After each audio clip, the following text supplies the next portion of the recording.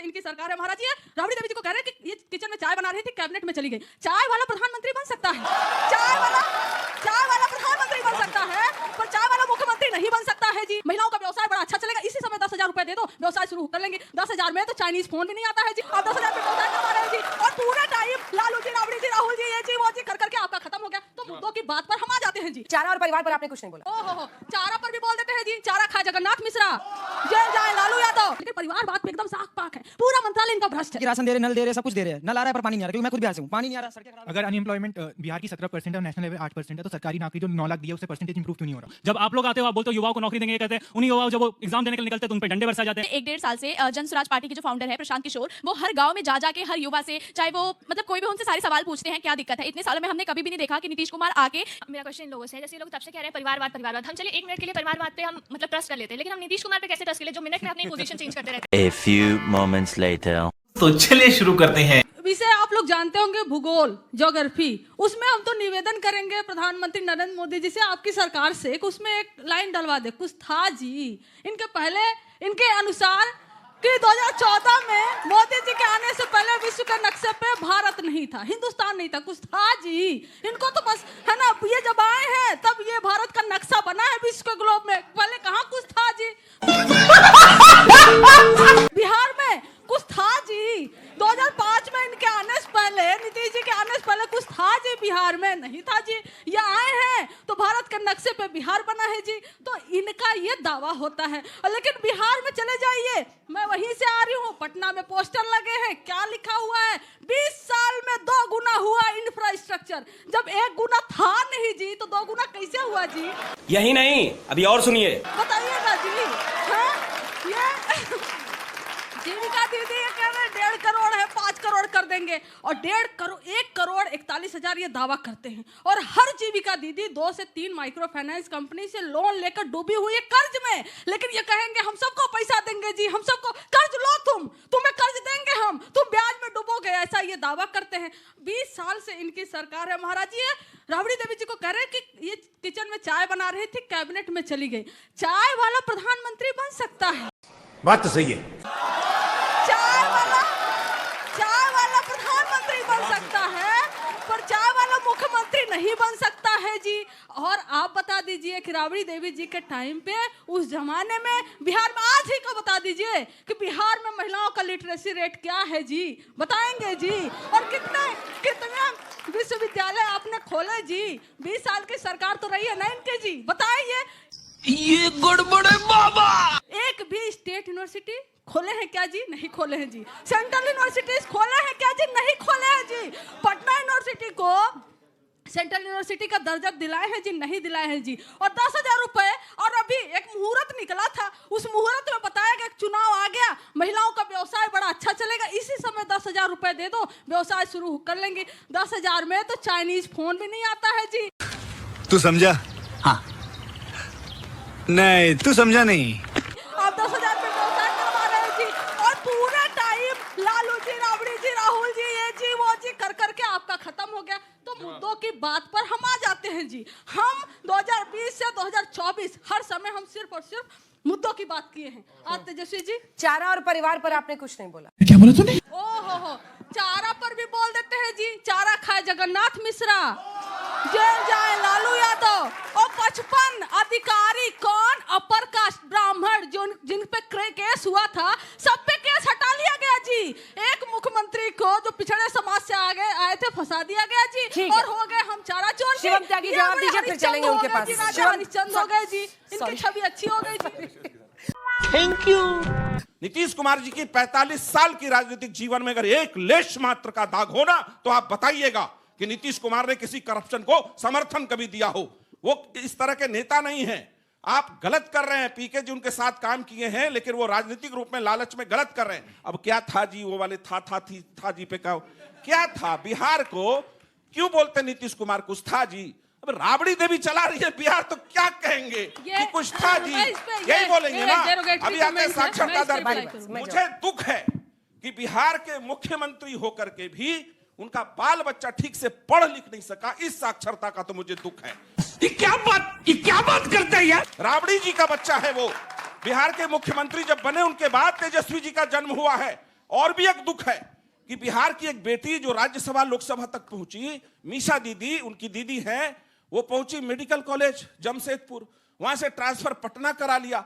आज तक एक पर्चा दिखा दीजिए डॉक्टर मीसा यादव ने इसको पैरासीटामोल लिखा है, बता सकती हैं आप बताएंगे बिहार की साक्षरता दर?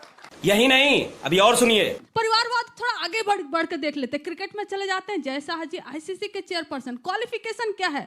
वो अमित शाह जी के बेटे हैं। इसके अलावा क्या है उनका क्वालिफिकेशन, जरा बताइएगा तो जी।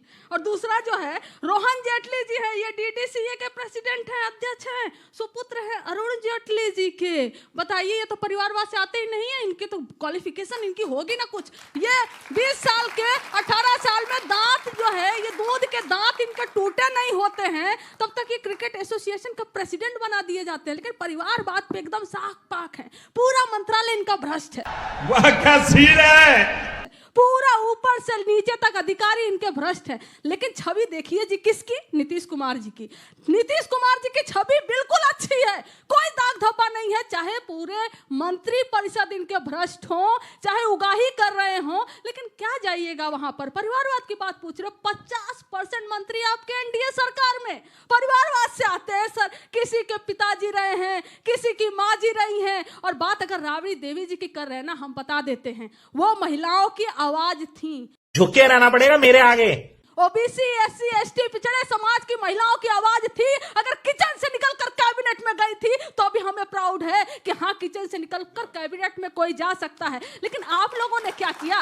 क्या 20 साल की सरकार में एक बार भी आपके जहन में नहीं आया कि किसी महिला को दिक्कत ये है ना, एक सेकंड, दिक्कत ये है ना कि वो किसके किचन में थी? तू क्या बोल रही है? इसकी वजह से वो सीएम बनी। बहुत प्रॉब्लम ये है।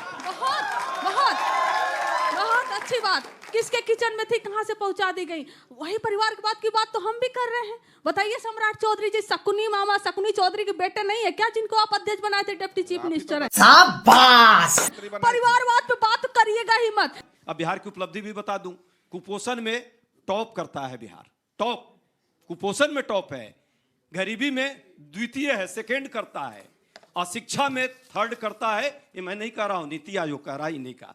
अब इस पर भी गाल बजाएंगे, गाल मत बजाइए, सच्चाई देश देख रहा है। पलायन के मामले में बिहार सर्वश्रेष्ठ हो गया। 3 करोड़ से ज्यादा लोग पलायित हैं और पलायन करके मजबूरी में बाहर जा रहे हैं। 20 साल से आपकी सरकार है, वही कहानी बनाते हो। 15 साल पहले क्या हुआ? 20 साल तो आपको दिया ना बिहार की जनता ने। सही पकड़े हैं। हम सबने दिया कि आप आकर के चलाइए।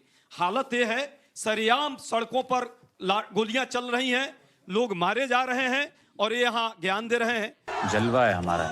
प्रश्न मेरा सभी से एक है। जैसे वो इतने नहीं, एक प्रश्न डिग्री जरूर उनसे प्रश्न है। वो कह रहे कि राशन दे रहे, नल दे रहे, सब कुछ दे रहे हैं। नल आ रहा है पर पानी नहीं आ रहा, क्योंकि मैं खुद बिहार से हूँ। पानी नहीं आ रहा, सड़कें खराब है। अगर अनएम्प्लॉयमेंट बिहार की 17% है और नेशनल लेवल 8% है, तो सरकारी नौकरी जो 9 लाख दी है उससे परसेंटेज इंप्रूव क्यों नहीं हो रहा? जल्दी मेरा सवाल भी सभी पक्षों से है कि बिहार में जब आपकी सरकार आती है तो आप चारा खा के बैठ जाते हो, जब आप लोग आते हो आप बोलते हो युवाओं को नौकरी देंगे, ये करते हैं। उन्हीं युवाओं जब वो एग्जाम देने के लिए निकलते हैं तो उन पर डंडे बरसाए जाते हैं।